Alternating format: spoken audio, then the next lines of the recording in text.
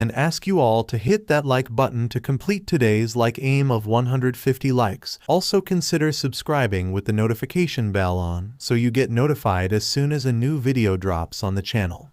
You can also join the channel by taking the membership to support me financially, as it would help me create better quality content faster. Now let's get back to the video. Yu and his friends were ready to face off with the Nightmare King as the creature arose from its deep slumber, disturbed by the students. They were like mere ants in front of the huge manifestation of what looked like the Nightmare King's body. It also had the same mark that the other nightmares had on their left hand, but it was huge and was present in the middle of its chest, signifying his dominance over the other creatures. Yu screamed at Ma Fei to attack the creature and distract him. As soon as he heard Yu's order, Ma Fei jumped at the Nightmare King with his sword. He gave a heavy blow to the Nightmare King with his defense-breaking strike, but he was surprised and shocked when he saw that he only dealt 1 damage to the boss. He was not able to comprehend how Yu dealt 508 damage with just 1 hit to such a monstrous creature.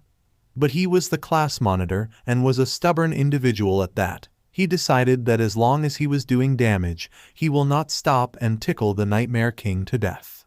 He started attacking the Nightmare King tirelessly, with multiple slashes of his defense-breaking strike, giving 1 or 2 damage to the king every time his attack hit. The boss was getting annoyed by this behavior and told Fei that if he wanted to die so fast, he will indeed fulfill his wish.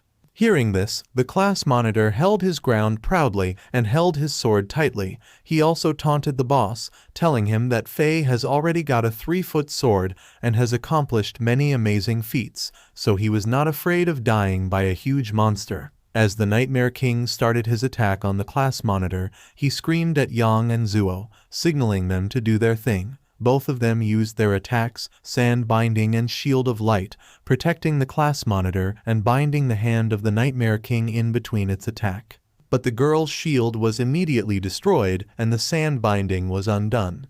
Seeing this shocked Ma Fei on all levels. Even though the Nightmare King's attack was weakened by 2 levels and Ziyu was healing the class monitor continuously, he was still barely able to hang on against the boss. He screamed at Yu, telling him that he would not be able to hang on much longer. Hearing this, Yu ran towards the Nightmare King, and as the fearsome creature turned around having a devilish smirk, Yu attacked on to the creature's hips, giving him 182 damage. Man, I don't know the obsession of our boy Yu with Otherworld monster boss's hips, first the Skeleton King and now the Nightmare King. Suddenly, a warning popped up in front of the students telling them that as the Nightmare King HP was too low, it's going to activate the Realm of Nightmares.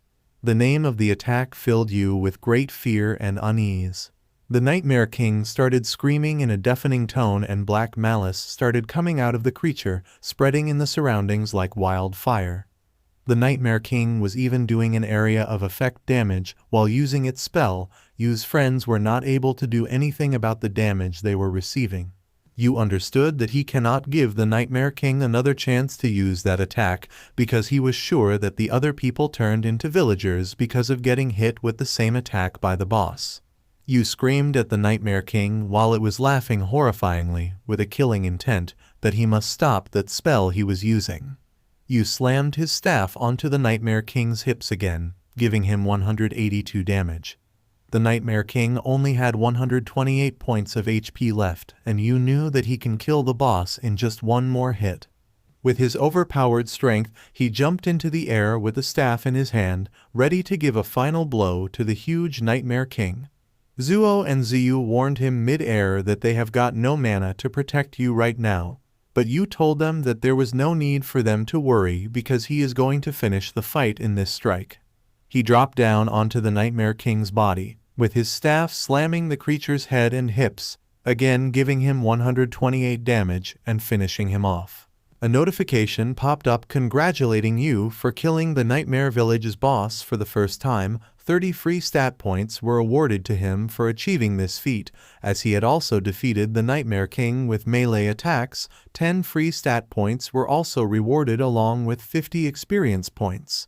Yu also leveled up in succession, and for that he got 10 free stat points.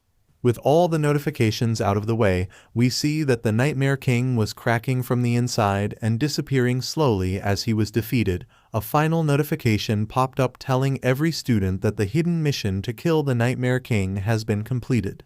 The rewards for completing the mission will be distributed according to the player's rating. The system started evaluating the completion rate and level of the players. Everyone was happy that they finally finished the hidden mission.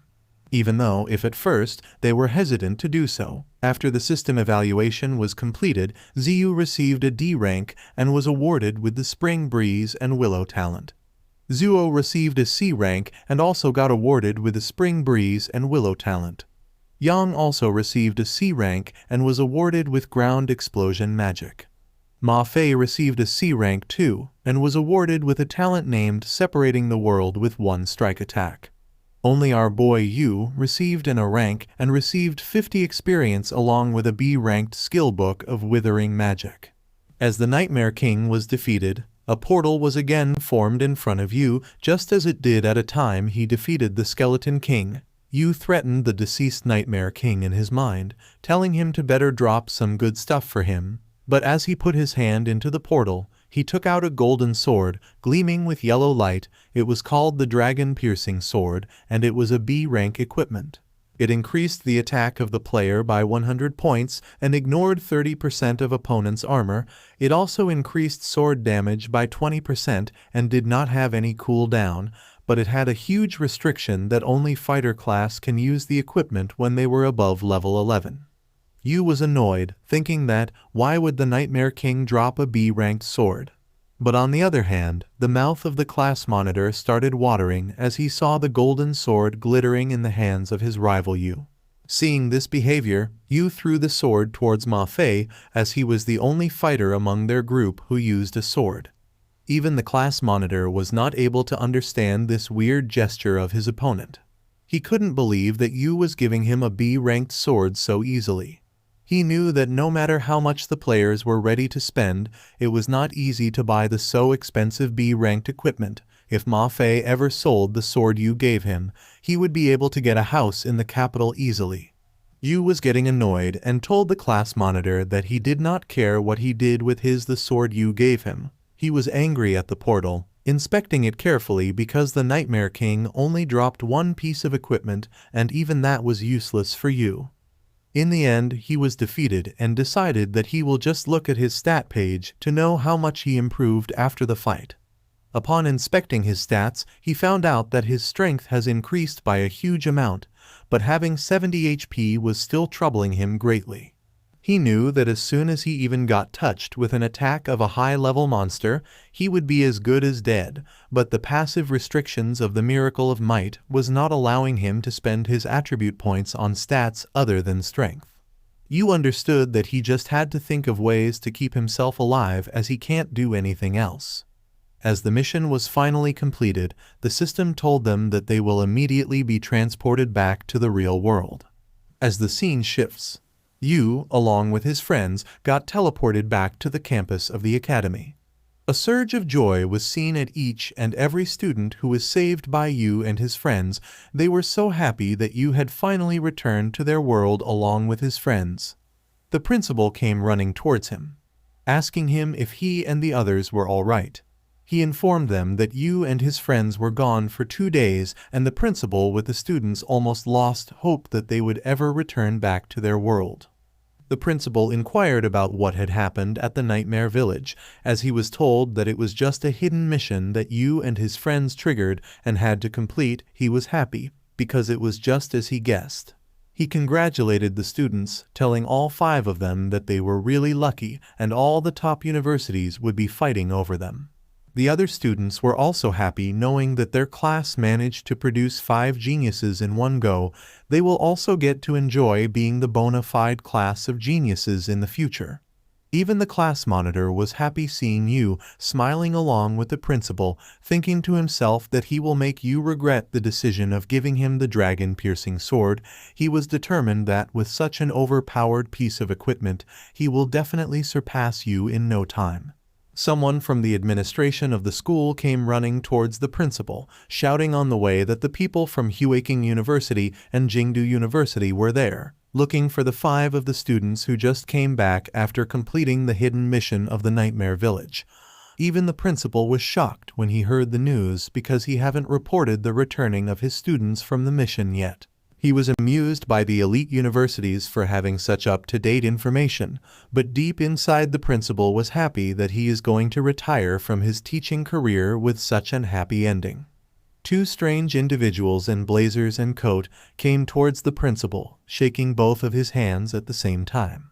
Both of them greeted the principal, and we come to know that they were teacher Peng and Pei, who came to persuade the 5 students to join their respective universities. Peng didn't even waste a moment and looked at Yu and his friends, knowing for sure that they were the extraordinary prodigies who completed the hidden mission of the Nightmare Village. Pei looked at Peng in anger and told him that he was really shameless for persuading the students to join his academy without even conducting a test of them first, but Peng replied in a happy tone that he was only showing the sincerity that was thought to the people at Jingdu University. He taunted Pei, telling him that if he didn't trust the 5 students, he can conduct the test himself and then be sure by seeing their results. Pei decided to introduce himself first and told the 5 of them that he was the teacher in charge of recruitment at Huaking University.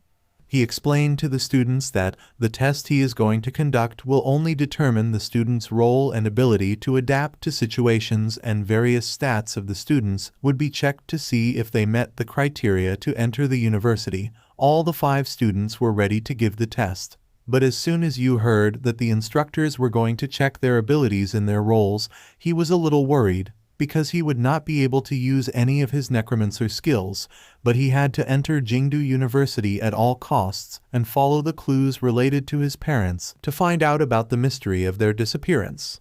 The instructors asked all 5 of the students about who wanted to be tested first from them. As Fei was the class monitor, he confidently took out his sword and told the instructors that he will give the test first. He introduced himself as Ma Fei, a swordsman disciple with a B-rank talent and a level of 5.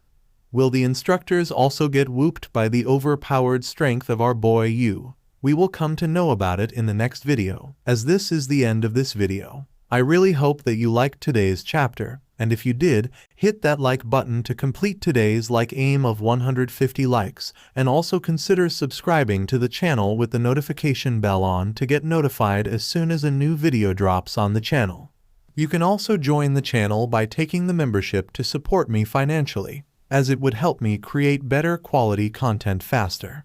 As always, I wish you all to have a nice day, and I'll meet you in the next video. Until then, thanks for watching.